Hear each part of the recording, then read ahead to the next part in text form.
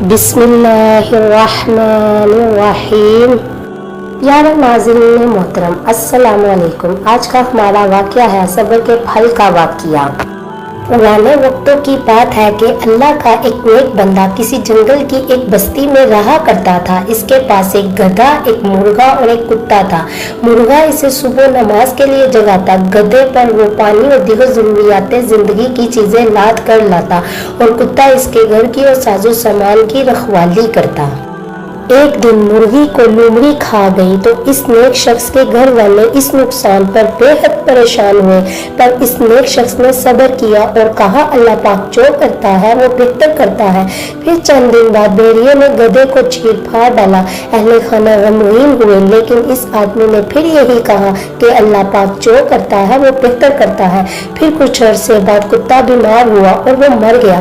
اس پر بھی اس نے یہی الفاظ دہرائے کہ اللہ پاک جو کرتا ہے بہتر کرتا ہے۔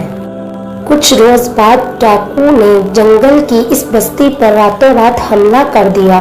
وہ ڈاکو بستی میں موجود جانوروں کی آوازیں سن کر گھروں کا پتہ لگاتے، مال و اسباب لوٹ کر سب گھر والوں کو قیدی بنا کر ساتھ لے گئے۔ اب اس نیک شخص کے گھر میں کوئی جانور ہی نہیں تھا جو بولتا، لہٰذا ڈاکو کو اندھیرے میں اس نیک شخص کے مکان کا پتہ ہی نہ چل سکا اور وہ اسی طرح واپس ہو گئے۔ یوں وہ نیک شخص اس آفت نگامی سے محفوظ رہا اور یوں صبر کے ساتھ ساتھ اس کا یقین پختہ ہو گیا کہ اللہ جو کرتا ہے وہ بہتر کرتا ہے۔ قرآن پاک میں صبر کے بہت سے فضائل آئے ہیں، چنانچہ اللہ تعالیٰ قرآن مجید میں ارشاد فرماتا ہے، پارہ نمبر 14 سورہ نحل کی آیت نمبر 127 میں، جس کا ترجمہ یوں ہے، اور اے محبوب تم صبر کرو اور تمہارا صبر اللہ پاک ہی کی توفیق سے ہے۔ اس کے بعد پارہ 23 سورہ زمر آیت نمبر 10 میں آتا ہے کہ جو لوگ صبر سے کام لیتے ہیں ان کا ثواب انہیں بے حساب دیا جائے گا۔ سورہ بقرہ کی آیت نمبر 155 میں آتا ہے کہ اور ضرور تمہیں آزمائیں گے، کچھ ڈر اور بھوک سے اور کچھ مالوں اور جانوں اور پھلوں کی کمی سے، اور خوشخبری سنا دو ان صبر کرنے والوں کو۔